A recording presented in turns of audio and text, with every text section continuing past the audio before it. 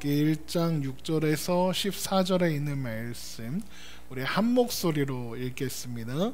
그 여인이 모압 지방에서 여호와께서 자기 백성을 돌보시사 그들에게 양식을 주셨다 함을 듣고 이에 두 며느리와 함께 일어나 모압 지방에서 돌아오라 하여 있던 곳에서 나오고 두 며느리도 그와 함께 하여 유다 땅으로 돌아오려고 길을 가다가 나오미가 두 며느리에게 이르되 너희는 각기 너희 어머니 집으로 돌아가라. 너희가 죽은 자들과 나를 선대한 것 같이 여호와께서 너희를 선대하시기를 원하며 여호와께서 너희에게 허락하사 각기 남편의 집에서 위로를 받게 하시기를 원하노라 하고 그들에게 입맞춤에 그들이 소리를 높여 울며 나오미에게 이르되 아니니이다.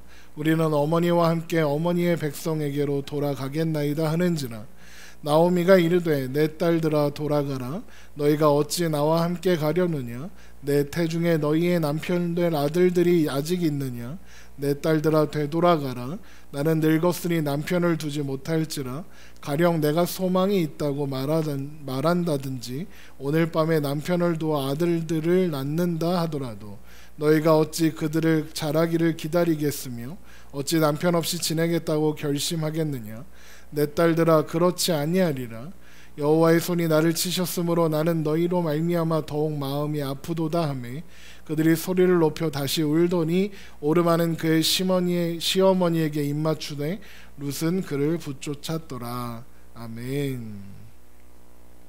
오늘도 살아계신 하나님 앞에 기쁨과 감사로 예배하며 나아가는 여러분 되시기를 주님의 이름으로 축원합니다. 말씀 가운데 많은 은혜가 있기를 축원합니다. 베들레헴에 살고 있던 나오미네 가족은 흉년이 들었습니다. 그러니까 모압으로 옮겨가서 살게 되었죠. 그렇다고 그들이 먹고 살기가 힘들어서 흉년에 먹을 양식이 없어서 모압으로 갔던 것은 아니었다라고 말씀드렸습니다. 나오미의 말처럼 그들은 풍족했지만 떠났습니다.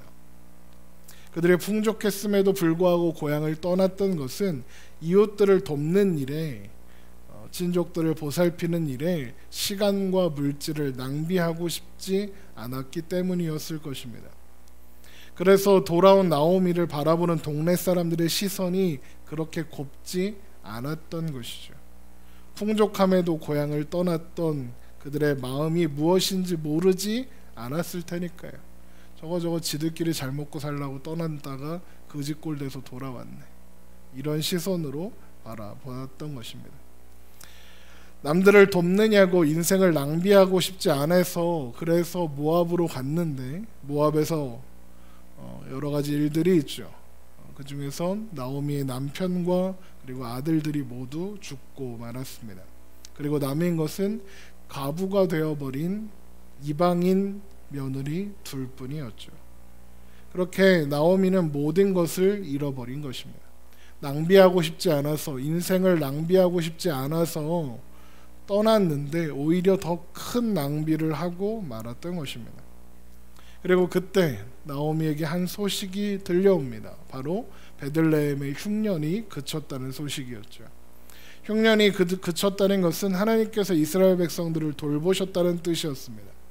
그래서 나오미는 낭비되어버린 자신의 인생을 붙잡고 고향으로 돌아가기로 합니다. 우리 룻기 1장 6절을 다시 한번 보겠습니다.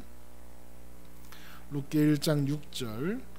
그 여인이 모압 지방에서 여호와께서 자기 백성을 돌보시사 그들에게 양식을 주셨다 함을 듣고 이에 두 며느리와 함께 일어나 모압 지방에서 돌아오려 하여 있던 곳에서 나오고 두 며느리도 그와 함께하여 유다 땅으로 돌아오려고 길을 가다가 유다 땅으로 돌아가는 길에서 나오미는 두 며느리에게 자신을 따라오고 있는 두 며느리에게 각자 자기 집으로 돌아가라 그리고 새로운 사람을 만나서 가정을 꾸려라 라고 이야기합니다.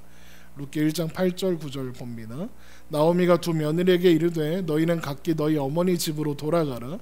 너희가 죽은 자들과 나를 선대한 것 같이 여호와께서 너희를 선대하시기를 원하며 여호와께서 너희에게 허락하사 각기 남편의 집에서 위로를 받게 하시기를 원하노라 하고 그들에게 입맞춤에 그들이 소리를 높여 울며 이렇게 되어 있죠. 나오미는 두 며느리가 모압 땅에 남는 것이 좋겠다고 생각했습니다. 그것이 두 며느리를 위해서도 좋고 또 자신을 위해서도 좋다고 생각했습니다.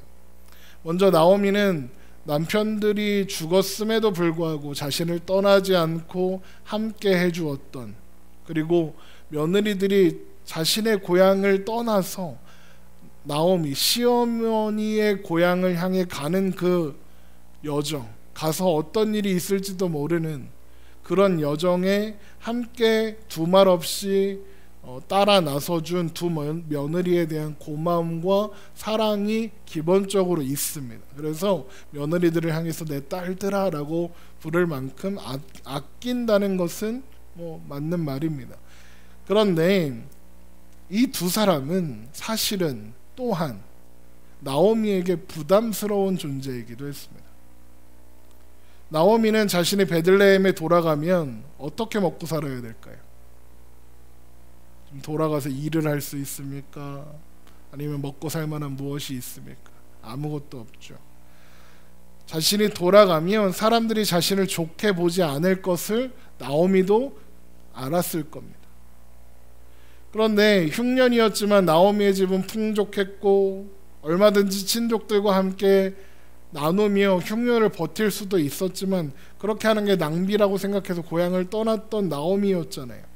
그런데 이제 나오미가 돌아가면 사람들이 곱게 보지 않을 거죠. 선대하지 않을 거라고 생각하는 겁니다.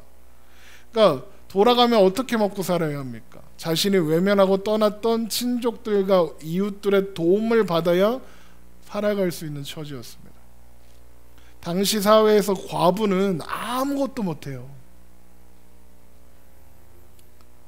풍족하게 떠났지만 아무것도 없이 돌아가는 그 일. 돌아가면 사람들이 나를 도와줄지 안 도와줄지 확신이 없었을 거예요. 그래도 아무것도 없이 홀로 돌아가면 밉기는 해도 돌봐줄 친족이 있을 수도 있잖아요. 그런데 딸린 식구를 둘이나 더 데리고 가면 그러면 도움을 받는 게 더 어려워질 수 있는 거죠. 게다가 이 두 며느리가 이스라엘 사람도 아니고 이방 여인들, 모압 사람들이에요. 자신이야 고향으로 돌아간 거지만 며느리들은 그곳에서 철저히 외면받을 이방인들이었단 말이죠. 그러니까 나오미의 입장에서 두 사람의 존재는 어찌되었건 베들레헴에서 다시 도움을 받든 어찌하든 살아가야 하는 나오미의 입장에서 불리한 조건이기도 했던 거예요. 그리고 두 사람 입장에서도 나오미를 따라가는 것보다 모압에 살면서 새로운 남편을 찾아서 가정을 꾸리고 사는 게 훨씬 좋겠죠. 그래서 나오미는 나를 위해서도 너희를 위해서도 우리가 찢어지는 게, 헤어지는 게 맞겠다. 집으로 돌아가라 라고 이야기해 주는 겁니다.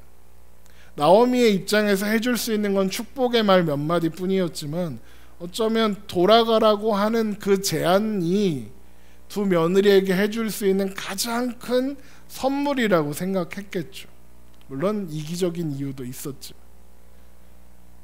나오미는 두 며느리에게 돌아가라고 하면서 두 가지 축복을 해줬죠. 우리 8절을 다시 보세요. 룻기 1장 8절. 나오미가 두 며느리에게 이르되 너희는 각기 너희 어머니 집으로 돌아가라. 너희가 죽은 자들과 나를 선대한 것 같이 여호와께서 너희를 선대하시기를 원하며 여호와께서 너희에게 허락하사 각기 남편의 집에서 위로를 받게 하시기를 원하노라 하고 그들에게 입을 맞춤에 그들이 소리 높여 울었죠. 첫 번째 축복은 하나님께서 너희를 선대하기를 원한다 하고, 두 번째 축복은 하나님께서 너에게 새로운 남편을 만나 위로를 받게 하시기를 원한다 였습니다. 여기에서 선대 그리고 위로 모두 하나님으로부터 나오는 선대와 위로를 의미합니다. 여기서 특별히 선대는 히브리어로 헤세드라는 단어입니다. 이게 워낙 유명한 단어라 한번 들어보신 적은 있을 겁니다. 이 헤세드라는 단어는 국률, 자비, 인애라는 뜻입니다. 그러니까 헤세드는 어떨 때 사용되는 말이냐면 어떤 약한 존재가 어려움을 당했을 때 강한 존재가, 힘이 있는 존재가, 여유가 있는 존재가 도와줄 아무런 의무가 없음에도 불구하고 자발적으로 도와주는 거예요. 자발적으로 베풀어주는 사랑, 자발적으로 섬기는 사랑을 의미하는 겁니다. 그러니까 쉽게 말하면, 제가 늘 사용하는 말로 표현하면 자격 없는 자에게 베풀어지는 은혜가 헤세드인 겁니다. 우리가 여기에서 주목해야 하는 것은 나오미가 지금 헤세드를 이야기하고 있다는 겁니다. 나오미가 왜 베들레헴을 떠났습니까? 친족들을 보살필 의무를 피하기 위해서였습니다. 나오미가 베풀어야 했던 은혜는 헤세드가 아니라 의무였습니다. 친족으로서 당연히 해야 하는 일이었죠. 그런데 나오미가 모든 것을 잃었습니다. 그래서 고향으로 나오미가 돌아가게 되면 가장 필요한 게 무엇이겠습니까? 헤세드입니다. 나오미가 친족들을 돌보지 않음으로써 친족들 또한 나오미를 돌보지 않을 이유가 생긴 겁니다. 그렇다면 나오미의 친족들이 나오미를 돌본다는 것은 헤세드의 마음으로만 가능한 일인 거죠. 나오미는 다른 사람들에게 헤세드를 베풀면 하나님께서 헤세드를 베푼 자에게 헤세드를 주실 것이다, 이렇게 기대하고 있는 겁니다. 그래서 이 두 며느리에게 자신이 할 수 있는 최선을 다해서 긍휼을, 헤세드를 베풀고 있는 거예요. 사실 당시의 어떤 상황이나 역사적 정황이나 이런 것들을 보았을 때 나오미가 그냥 데리고 가도 누가 뭐라 할 수 없습니다. 그런데 집으로 돌아가서 새로운 남편을 만나라 하는 것은 나오미가 며느리들에게 베풀 수 있는 최고의 헤세드였던 거죠. 그러면서 뭘 기대하는 거냐? 내가 며느리들에게 헤세드를 베풀었으니 하나님께서도 나에게 헤세드를 베풀어 주시길 원한다는 생각을 하고 있는 겁니다. 이것은 나오미가 모압에서 모든 것을 잃었을 때 자신에게 가장 필요한 것은 긍휼이구나, 헤세드구나 라는 것을 깨닫게 되었음을 의미하는 겁니다. 그렇게 나오미는 두 며느리에게 헤세드를 빌어주면서 자신 또한 헤세드가 필요한 사람이라는 것을 고백하고 있는 것이죠. 그러니까 두 며느리에게 헤세드를 베푸는 겁니다. 물론 나오미는 헤세드를 받기 위해서, 긍휼을 받으려면 긍휼을 베풀어 주어야 한다라고 생각하고 있다는 점에서 나오미는 아직 헤세드의 진정한 의미를 온전히 이해하고 있지는 못한 것입니다. 왜요? 애초에 헤세드는 자격 없는 자에게 베풀어지는 은혜고 자비고 인애니까요. 그러니까 헤세드를 빌어주거나 헤세드를 베푼 것이 헤세드를 받을 수 있는 자격이나 조건이 되는 건 아니거든. 어쨌든 그럼에도 불구하고 나오미가 스스로 헤세드가, 은혜가 필요한 존재라는 것을 인식하게 되었다라는 것은 나오미의 인생의 가장 큰 신앙적인 한 걸음인 겁니다. 배고픈 줄 알아야 먹을 걸 찾게 되는 것 아닙니까? 나에게 방법이 없는 줄 알아야 하나님의 은혜를 구하게 되니까요. 그리고 그런 인식은 하나님이 오셔서 붙잡아 주셔야만 생기는 감각이에요. 하나님 없이 혼자 잘 먹고 잘 살고 있을 때, 내가 어떤 형편에 있는지 모를 때, 내가 헤세드가 필요한지 몰랐을 때 하나님이 오셔서 빛을 비추시고 눈을 뜨게 하시고 지혜를 주셔서 비로소 현실을 알게 하셨기 때문에, 아, 내가 이렇게 가만히 있다면 큰일 나겠구나, 나 이러다가 망하겠구나, 나 이러다간 죽겠구나, 내가 지금 필요한 것은 헤세드구나, 하나님의 긍휼이 여기심이 필요하구나 라고 고백하게 되는 거죠. 하나님은 그렇게 나오미의 자격 없음에도 불구하고 나오미의 인생을 한 걸음 한 걸음 인도하고 계시는 겁니다. 자, 그렇게 집으로 돌아가라 라고 하는 나오미의 말에 두 며느리는 울면서 떠나지 않겠다, 나오미를 따라서 나오미의 백성에게 나오미의 고향으로 가겠다라고 매달립니다. 우리 룻기 1장 10절을 보세요. 나오미에게 이르되 아니니이다, 우리는 어머니와 함께 어머니의 백성에게로 돌아가겠나이다 하는지라. 우리가 보통 오르바는 의리 없게 나오미를 버렸고 룻은 나오미 곁을 지켜서 그래서 축복받았다. 우리가 보통 그렇게 생각하지만 오르바도 나오미 옆에 있으려고 했어요. 그러니까 처음부터 나오미를 떠나지 않겠다고 했던 사람이에요. 오르바도. 그러니까 오르바도 룻도 진심으로 나오미와 함께 하고 있는 거예요. 물론 나오미는 그 오르바는 나오미가 다시 설득하니까 그 설득에 납득하고 돌아갔을 뿐인 거죠. 그러니까 나오미는 나쁜 여자, 룻은 착한 여자, 그거 아니라고요. 오르바도 착한 여자예요. 자기 시어머니를 끝까지 지키려고 했던 거죠. 자, 그러니까 이제 나오미가 설득을 합니다. 1장 11절 보세요. 나오미가 이르되 내 딸들아 돌아가라. 너희가 어찌 나와 함께 가려느냐? 내 태중에 너희의 남편들 아들들이 아직 있느냐?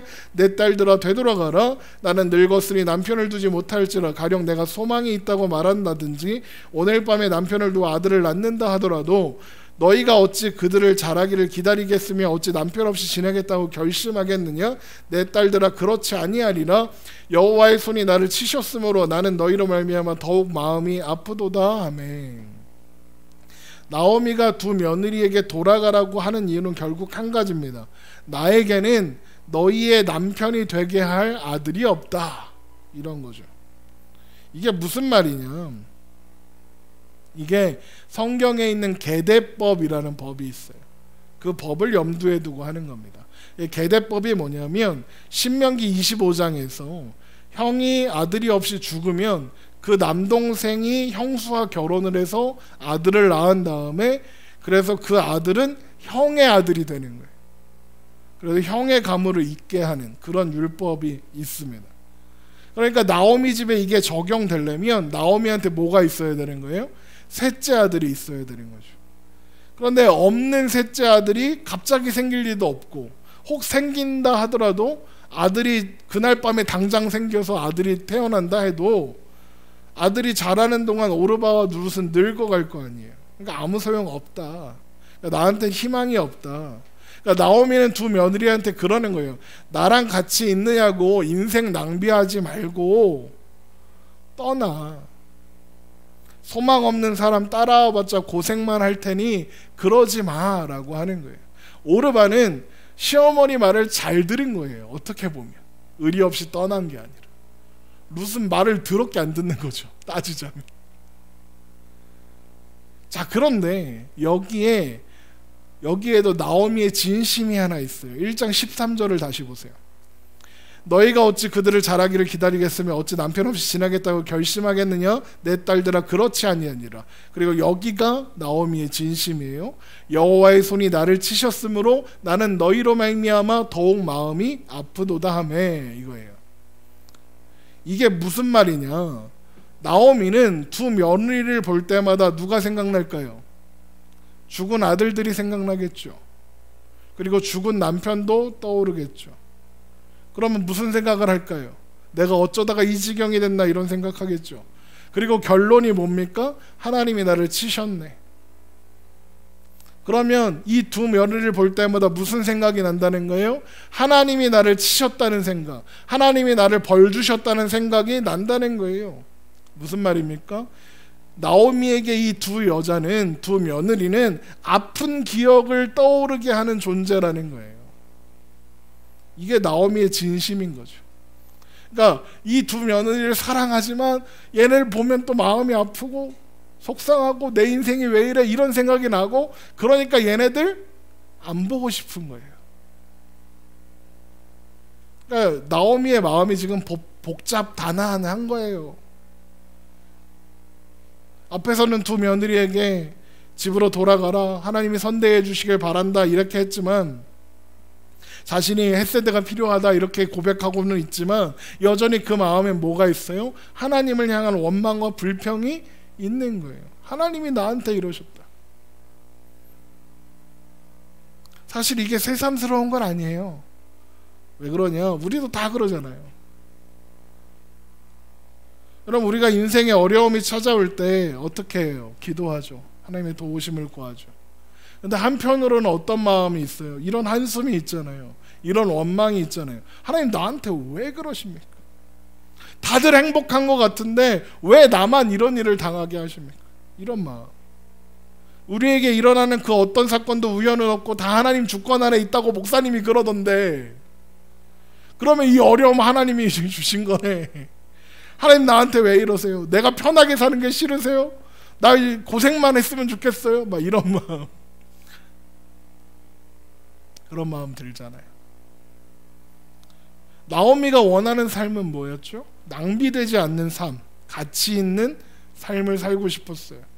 그래서 나름의 이유를 가지고 나름의 방법을 가지고 잘 살아보려고 애써봤어요. 그런데 나오미는 어떻게 됐죠? 모든 것을 잃어버렸어요. 그리고 자신이 제일 싫어했던 낭비된 인생을 살게 됐죠. 그러다 그렇게 다 잃고 보니까 하나님 생각도 나고 고향 생각도 나고 자신의 자격 없음도 알게 되었고, 그래서 자신의 헷세대가 필요한 존재라는 것도 알게 되었지만, 여전히 나오미의 인생에 찾아온 고난은 나오미의 입장에서 이해할 수 없는 고난이었고 여전히 고통스러운 일이었던 거예요. 그럼 나오미만 그래요? 우리 모두 가치 있는 인생을 살고 싶잖아요. 인생 낭비하고 싶지 않잖아요. 시간과 물질과 노력을 낭비하지 않고 우리가 원하는 삶 살고 싶잖아요. 그런데 사사기는 자기 소견에 오른 대로 살아갔다 그래요. 그거를 자기가 가치 있다고 생각하는 삶을 살려고 하는 그 모습을 사사기가 하나님 없이 자기 소견에 오른 대로 살아가는 것이다 라고 이야기한다고요. 내 생각대로 하면, 내 계획대로 하면 가치 있는 삶을 살 수 있을 거라고 생각하는 거예요. 그러나 여러분, 사람에게는 진정한 가치 있는 인생을 살 힘이 없어요. 성경에 여러 사람들이 나오는데 그 중에 누가 제일 잘 나갔을까? 누가 제일 부자였을까? 대충 생각해 보니까 솔로몬 같아요. 한번 솔로몬의 이야기를 한번 들어보자고요. 우리 전도서 2장 1절을 한번 가보세요. 전도서 2장 1절.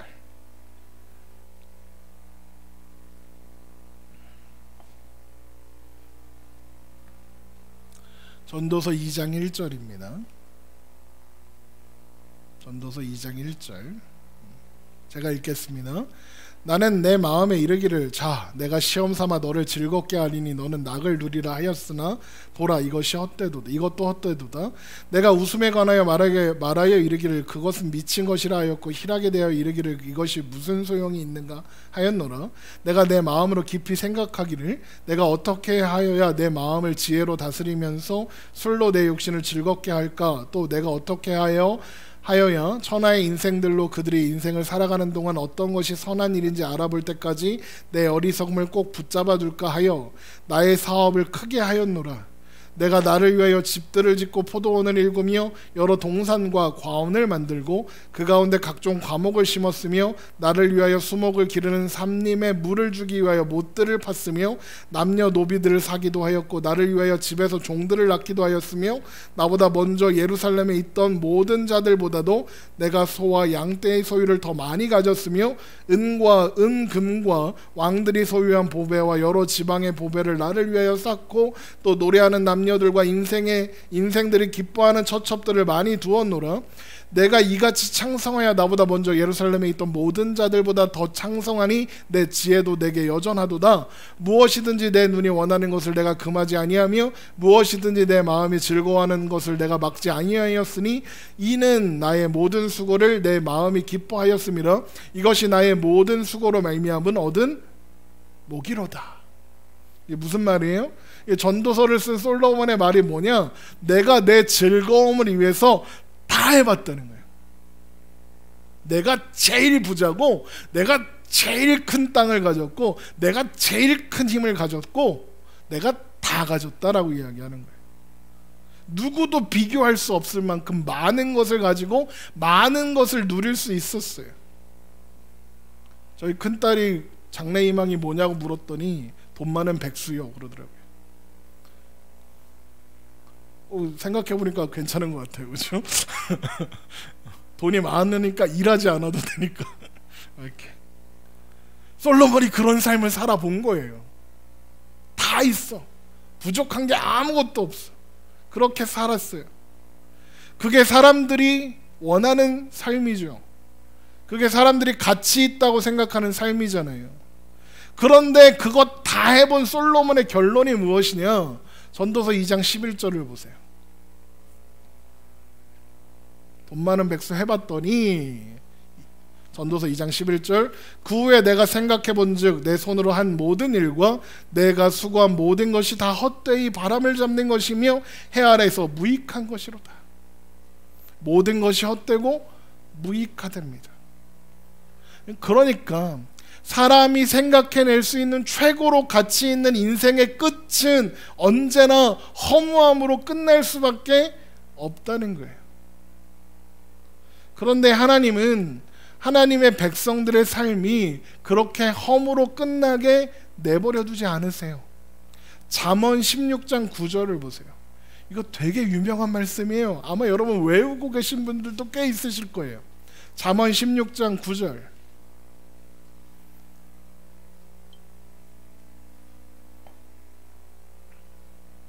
잠언 16장 9절 한 목소리로 읽겠습니다. 사람이 마음으로 자기의 길을 계획할지라도 그의 걸음을 인도하시는 이는 여호와시니라. 이거 엄청 유명한 말씀이잖아요. 사람들이 이 말씀을 왜 좋아하는 줄 아세요? 사람들이 이 말씀을 왜 좋아하냐면 사람이 마음으로 자기의 길을 계획하면 하나님이 그 계획을 이루어 주신다, 이렇게 보니까 그런 거예요. 그런데 이 말씀은요, 그런 뜻이 아니에요. 이거는 사람이 계획을 세워도 하나님 마음대로 하신다는 얘기예요. 사람의 계획과는 상관없이 하나님이 그의 삶을, 그의 걸음을 하나님의 뜻대로 하나님께서 기뻐하시는 길로 인도하신다, 이런 뜻이에요. 때로 그 길은 그래서 내 마음에는, 내 뜻에는, 내 마음에 안 들고 내 뜻과 맞지 않을 거예요. 전혀 예상하지 못한 길일 때도 있어요. 그래서 때로는 절망스럽고 때로는 당황스럽기까지 해요. 그런데 잠언의 16장 9절에 뭐라고 합니까? 그 걸음을 인도하시는 분은 여호와시니라. 하나님이 그 길을 인도하시기에 그 길은 하나님이 우리를 가장 좋게 하시는 길인 거예요. 난 망했는데 이게 왜 좋은 길이야? 나는 모르지. 이사야 55장 8절을 보세요. 이사야 55장 8절.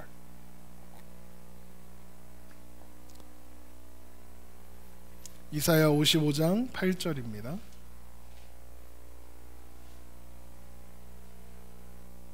이사야 55장 8절. 이사야 55장 8절. 이는 내 생각이 너희의 생각과 다름이요 내 길은 너희의 길과 다름이니라. 여호와의 말씀이니라. 이는 하늘이 땅보다 높음 같이 내 길은 너희 길보다 높으며 내 생각은 너희 생각보다 높음이라. 이는 비와 눈이 하늘로부터 내려서 그리로 되돌아가지 아니하고 땅을 적셔서 소출이 나게 하며 싹이 나게 하며 파종하는 자에게 종자를 주며 먹는 자에게는 양식을 줌과 같이 내 입에서 나가는 말도 이와 같이 헛되이 내게로 되돌아오지 아니하고 나의 기뻐하는 뜻을 이루며 내가 보낸 일에 형통함이니라. 하나님이 그러시네요.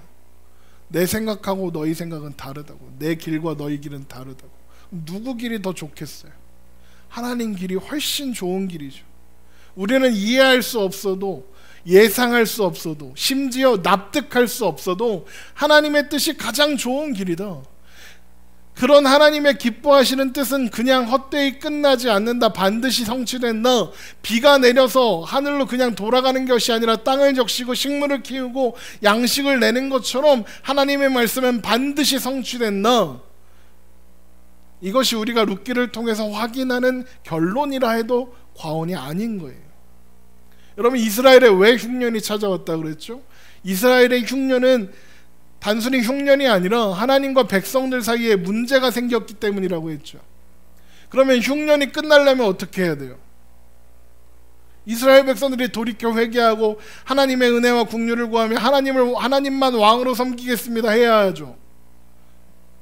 그런데 우리가 알고 있는 것처럼 룻기의 배경이 되고 있는 사사시대에 이스라엘 백성들이 그렇게 한 적이 있었나요? 없었어요. 이스라엘 백성들은 시종일관 하나님을 왕으로 모시지 않았어요. 자, 그러면 흉년이 끝나면 안 되잖아요. 그런데 나오미는 흉년이 그쳤다는 소식을 들었어요. 우리 룻기 1장 6절 다시 한번 보세요.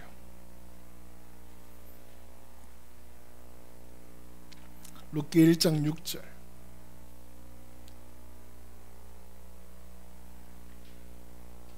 룻기로 돌아와서 룻기 1장 6절.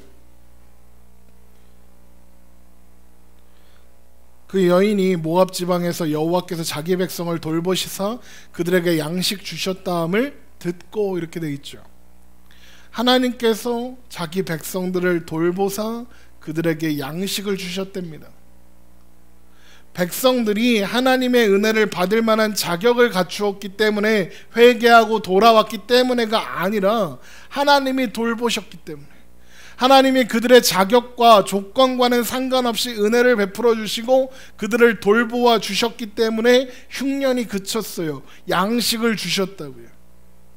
자, 그러면 이스라엘 백성들은 회개도 안 했고 하나님 왕으로 섬기지도 않았는데 하나님 그냥 먹을 거 주면 하나님 허송세월한 겁니까? 아니죠. 하나님은 그 시간을 낭비하지 않으셨습니다. 하나님은 소용없는 일을 하지 않으셨습니다. 하나님의 시간은 절대로 낭비되지 않으니까요. 어쩌면 나오미는 자신이 살고 있는 그 시간이 그저 낭비된 시간이라고, 절망과 좌절로 가득한 시간이라고 생각하고 있을지도 모르겠어요. 그러나 나오미의 그 시간들, 나오미가 다 잃어버린 그 시간들마저도 하나님께서 나오미를 진짜 믿음의 사람으로, 믿음의 여인으로 세워가시는 시간으로 사용되고 있는 거예요. 나오미의 절망과 한숨은 하나님의 시간에, 하나님의 때에 설명될 것이고, 나오미의 그 괴로움과 고통은 결국엔 기쁨과 감사로 바뀌게 될 거예요. 우리가 그것을 룻기를 통해서 보게 될 것이죠. 하나님의 뜻은, 하나님의 시간은 절대로 낭비되지 않는 거예요. 우리의 신앙도 마찬가지예요. 고달플 삶을 살다 보니까 하나님께서 베풀어 주신 은혜는 잊혀져 가고, 그래서 스스로 가치 있다고 생각하는 것을 찾아서 헤매다가 결국에 붙잡고 사는 것이 반드시 사라지고 말 헛되고 헛된 세상의 것들에 마음을 두고 살아가게 돼요. 그러다가 결국에 얻게 되는 결론이 뭐예요? 허무한 거죠. 낙심하고 좌절밖에 없는 거죠. 그러나 하나님은 하나님의 자녀로 삼으신 우리를 포기하지 않으시고, 그 미련하고 그 바보 같았던 순간들, 이해할 수 없어서 한숨밖에는 나오지 않는 그 순간들마저도 하나님의 크고 놀라우신 뜻을 이루어 가시는 시간이 되게 하시는 거예요. 우리의 절망과 한숨은 하나님의 시간에, 하나님의 때에 설명될 것이고, 우리의 절망과 한숨은 그날에 기쁨과 소망과 감사의 찬양으로 바뀔 테니까요. 제가 좋아하는 찬양 중에 나의 한숨을 바꾸셨네 라는 찬양이 있어요. 가사를 한번 보여드릴게요. 고달픈 삶에 은혜도 무뎌지고 곧 사라질 것에 내 마음 두네. 헛되고 헛된 것들을 바라보며 그 은혜를 놓치며 살았네. 주어진 삶을 묵묵히 살아가며 날 붙드신 주 예수를 보내. 사망 가운데 놓여진 나의 삶을 날 건지신 그 이름 예수. 나의 한숨을 바꾸셨네. 주를 향한 노래로, 소망의 노래로 나의 눈물을 거두신 주 예수 이름 안에 살게 하소서. 여러분, 모세와 이스라엘 백성들이요, 홍해 앞에 섰죠. 뒤에는 애굽의 전차와 군대가 추격해 오고 있었어요. 도망갈 데가 없네요. 사방이 막히고 아무것도 보이지 않네요. 이스라엘 백성들은 당황했어요. 이 상황을 이해할 수 없었죠. 왜요? 기껏 하나님이 애굽에서 나가라고 해서 나왔더니 이 홍해 앞에서 죽게 생긴 거예요. 그래서 이스라엘 백성들이 어떻게 합니까? 절규하며 하나님을 원망하죠. 우리 다 죽이려고 애굽에서 데리고 나왔냐? 그렇게 하나님을 원망하죠. 그런데 하나님이 어떻게 하십니까? 바다에 길을 만드십니다. 아무것도 남지 않았다고 생각했지만 아무것도 남지 않은 것이 아니라 하나님이 남아 계셨던 것이죠. 로마서 8장 28절, 제가 맨날 인용하는 말씀이죠. 우리가 알거니와 하나님을 사랑하는 자 곧 그의 뜻대로 부르심을 입은 자들에게는 모든 것이 합력하여 선을 이루느니라. 로마서 8장 32절, 자기 아들을 아끼지 아니하시고 우리의 모든 사람을 위하여 내주시니까 어찌 그 아들과 함께 모든 것을 우리에게 주시지 아니하겠느냐. 여러분, 우리가 살아가는 오늘이, 그리고 우리가 내딛는 그 한 걸음이 무엇을 의미하고 무엇을 만들어낼지 우리는 알 수 없습니다. 그저 낭비된 시간처럼 느껴질 수도 있을 것입니다. 그러나 여러분, 분명한 것은 하나님이 나보다 나를 더 잘 아신다는 겁니다. 하나님께서 그 모든 걸음들을 신실하게 인도하고 계신다는 것입니다. 그리고 결코 실패하지 않으실 거라는 겁니다. 여러분, 하나님 안에서 누구보다도 가치 있는 삶을 살게 될 나라는 것, 그리고 하나님 안에 있으므로 우리의 삶의 단 한순간도 낭비되지 않을 것이라는 것 여러분 기억하시고 그 주어진 삶을 살아내보는 저와 여러분 되시기를 주님의 이름으로 축원합니다.